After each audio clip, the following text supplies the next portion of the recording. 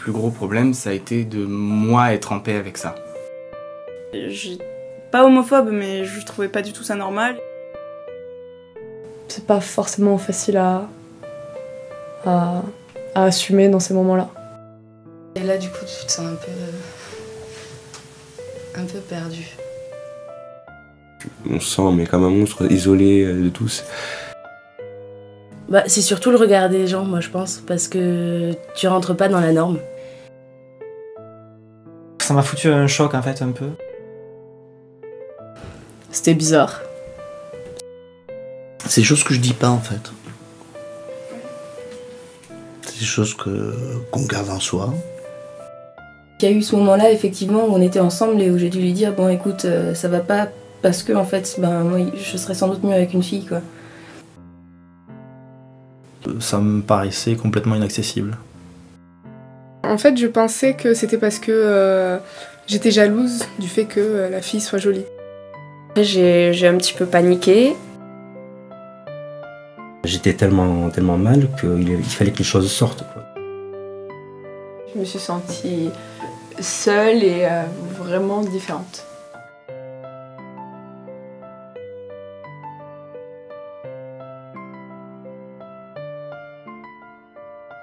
Ce qui a été dur avant le coming out, pour arriver au coming out, ça a été le fait que je me suis posé énormément de questions sur ce que j'étais, qui j'étais, sur les conséquences que ça pouvait avoir pour moi et pour les autres aussi.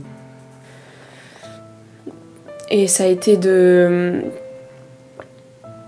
dévoiler quelque chose d'un petit peu, qui me paraissait honteux. Bah, un peu comme je dirais beaucoup de gens, je me pensais hétéro au départ. Donc en fait, c'est pas un schéma qu'on imagine tout de suite. Ce qui a été dur, c'était de trouver le moyen de m'assumer déjà moi-même, de l'accepter. M'imaginer ce que mes amis, mes parents, ils pourraient penser.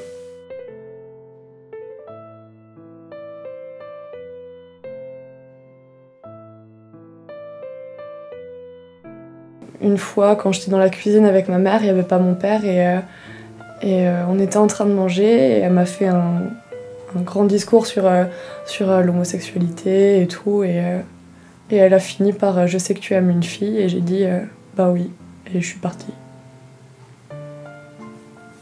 C'était un jour où j'étais en vélo, je crois que je faisais une balade à vélo et j'ai rattrapé ma mère et je lui ai dit ouais y a un truc que tu sais pas, blabla, sous forme de petite devinette. Et elle m'a dit mais non, mais t'es amoureuse d'une fille, t'es avec une fille, je sais bien, y a pas de problème. Ça s'est fait pas du tout comme je l'avais prévu. Elle était en train de faire la vaisselle, j'étais en train de regarder le journal, il y a eu un reportage sur la Gay Pride. Donc moi j'ai eu une grosse angoisse en me disant elle va en profiter pour en parler, elle va en profiter pour en parler. Et elle me demande sur un ton anodin t'en penses quoi? De quoi? Bah des homos, de la Gay Pride, tout ça, ça te gêne? Et du coup j'ai répondu bah ça me gêne pas parce que c'est mon cas. Et elle a posé la vaisselle, elle est venue s'asseoir à côté de moi et c'est comme ça qu'on a commencé à en parler. Un jour j'étais énervée contre eux et je suis arrivée et je leur ai tout dit, que j'étais amoureuse d'une fille. On s'est pas très bien passé, ma mère elle a pleuré, mon père s'est énervé. Voilà. C'était avec ma mère et j'étais jeune, je dois avoir dans les 13 ans par là. Et j'allais pas bien, j'étais dans ma chambre. Et donc ma mère, elle était venue, elle sentait que j'allais pas très bien. Et du coup, elle m'a posé des questions comme ça, et moi je suis resté évasif, quoi. Je lui disais non, c'est pas ça. Puis elle m'a dit comme ça, est-ce que tu préfères les garçons? Je lui ai d'abord dit non, non, c'est pas ça, assez rapidement. Sous le stress et la pression, et puis j'ai fini par lui dire si c'est ça. Et j'ai fondu en larmes. Quand j'ai appris à ma mère, en fait, au début je le prenais à la rigolade parce que je pensais que ma mère l'accepterait, donc je lui ai dit en fait je suis avec une fille, je suis amoureuse d'une fille. Et en fait ma mère s'est mise à pleurer et elle m'a dit qu'elle voulait pas me voir, en fait, plus me voir pour maman. J'ai écrit une lettre, j'ai mis 2-3 jours à l'écrire. Ensuite, ce que j'ai fait, c'est que je l'ai posté un soir, je l'ai posté et j'ai coupé mon portable et je suis parti à Grenoble. Je suis parti à Grenoble rejoindre mon copain donc. Et j'ai rallumé le portable que 1 ou 2 jours après. Le temps d'être sûr que ma mère avait bien reçu la lettre. Donc du coup c'était peut-être pas la chose à faire mais c'était comme un ultimatum en fait que je posais à ma mère parce que je savais qu'elle se doutait forcément. Mais là c'était l'annoncement, c'est encore autre chose parce que c'est une chose de supposer mais c'est une chose de le savoir vraiment. Et du coup au bout de ces 2 jours, je rallume le portable, ma mère m'appelle. Et j'avais mon copain à côté, donc la conversation téléphonique qu'il y a eu, ça a été sans doute la plus dure que j'ai jamais eue. Parce que ma mère m'est super inquiète, elle me dit qu'est-ce que t'es où, qu'est-ce que tu fais, j'ai reçu ta lettre, je le savais, mais si c'est ce que tu veux, c'est rester, enfin, si tu veux faire ta vie, vas-y fais-la, de toute façon, c'est même plus la peine de rentrer à la maison. T'as plus rien à faire ici, quoi. C'était le message. Et du coup, je l'ai dit à ma maman, qui l'a bien pris, et je lui ai donné le soin de le dire à mon père parce que j'ai pas osé le dire à mon papa. Et du coup elle l'a dit, puis c'est lui qui est venu vers moi et là je lui ai avoué que je sortais avec une fille et que je l'aimais très fort et qu'il a dit bon bah si t'es amoureuse c'est l'essentiel. Ça a été un choc violent pour mes parents, violent mais psychologiquement, non pas verbalement ni physiquement, comme ça peut encore d'aujourd'hui exister.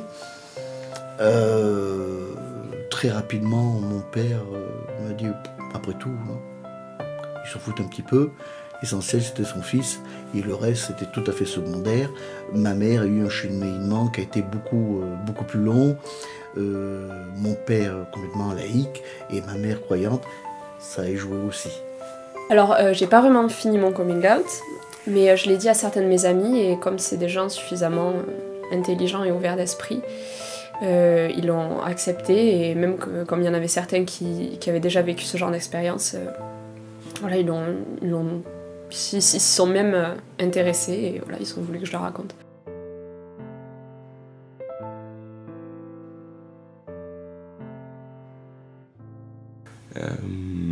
J'ai jamais su en fait ce qui s'était dit entre les personnes de l'association et mes parents. Tout ce que je sais, c'est que j'ai pu rentrer chez moi. C'était déjà le principal. Mais quand je suis rentré, il s'est passé quelque chose d'assez bizarre. C'est-à-dire que quand j'ai franchi la porte, j'ai ma mère qui m'a dit bah tiens, installe-toi à table, on va manger, comme d'habitude, comme si je revenais de formation, et que cette semaine qui s'était passée, la fameuse lettre que j'avais écrite, tout ça, ça s'était jamais passé. Et d'ailleurs, ça a duré comme ça, on peut dire au moins 6-7 ans, sans qu'on n'en parle plus du tout. Quand je suis allée à la manifestation de Paris, c'était le 27 janvier. Quand je l'ai annoncé à mon père, il m'a totalement frappée. Enfin, il m'avait jamais frappé à coups de poing, et là, il est sorti de lui-même en fait. Et je pense que tout lui est revenu en pleine tête en fait, et il s'est dit je contrôle plus rien. Donc du coup, je pense que ça a été le moment le plus dur. D'assumer face aux autres, enfin, même si on s'assume nous-mêmes, le fait que les autres gens assument pas que c'est la même forme d'amour, enfin, peut-être sous une autre forme, mais c'est le même amour, que du coup, on est obligé de se sentir différent, même si nous-mêmes on se sent pas différent. Et juste parce que t'es lesbienne, t'as l'impression que ton sex appeal il prend plus 10 000 alors que t'es pas plus jolie que les autres filles ni rien, et que tu sens qu'il y a cette tension sexuelle derrière après du côté des hommes, c'est super dérangeant. Après le coming out, finalement, il n'y a pas grand-chose qui a été très dur pour moi parce que j'ai eu beaucoup de chance, c'est qu'aucun de mes proches n'a eu de mauvaises réactions. Tout le monde m'a dit que de toute façon, quoi qu'il se passait, quoi que je fasse, quoi que je sois, ça changeait rien et que voilà, ça remettait rien en cause. Et que voilà, les personnes à qui j'en ai pas parlé, je pense que c'est des personnes qui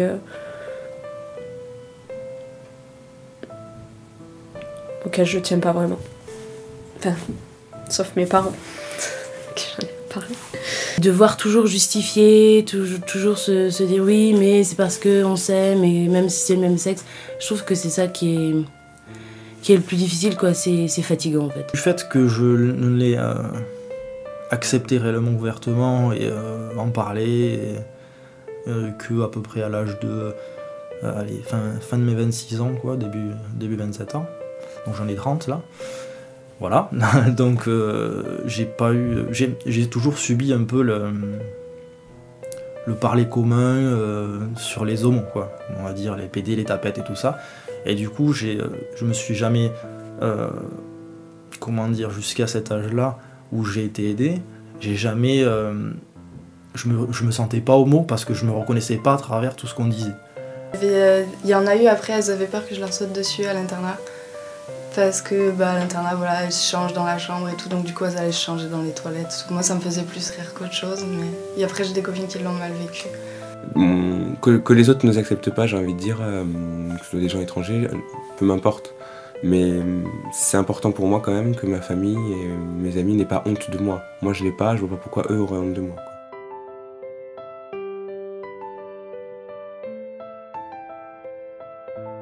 Bah voilà, je suis homo, c'est ce que je suis, et puis de toute façon, merde.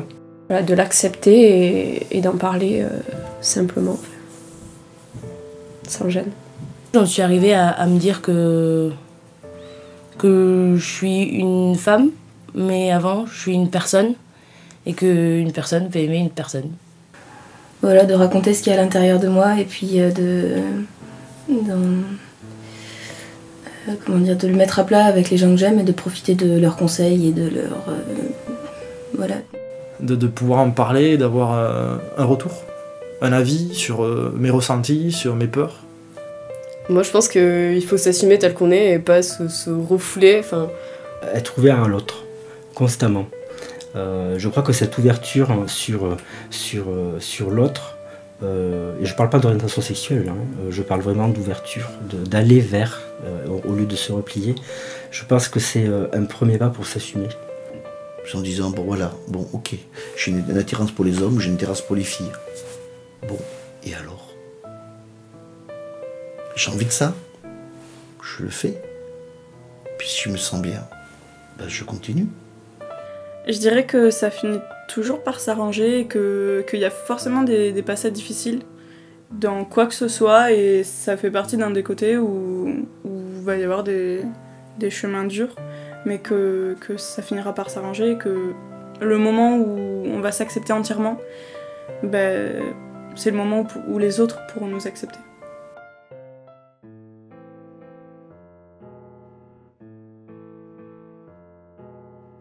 Aujourd'hui, je me sens épanouie et je me suis trouvée. Ouais, ça va très bien. Merci beaucoup. Ça a l'air d'être l'Everest tant qu'on est au pied, et en fait c'est juste une marche à franchir, et une fois qu'on a fait le pas, on se dit mais pourquoi je m'en suis fait une telle montagne? Je cherche plus à prendre la personne pour ce qu'elle va m'apporter. Aujourd'hui, je m'en fous en fait. Aujourd'hui, je me sens beaucoup mieux qu'avant. Aujourd'hui, j'ai 40 balais. Je suis super bien dans ma peau, super bien dans les baskets.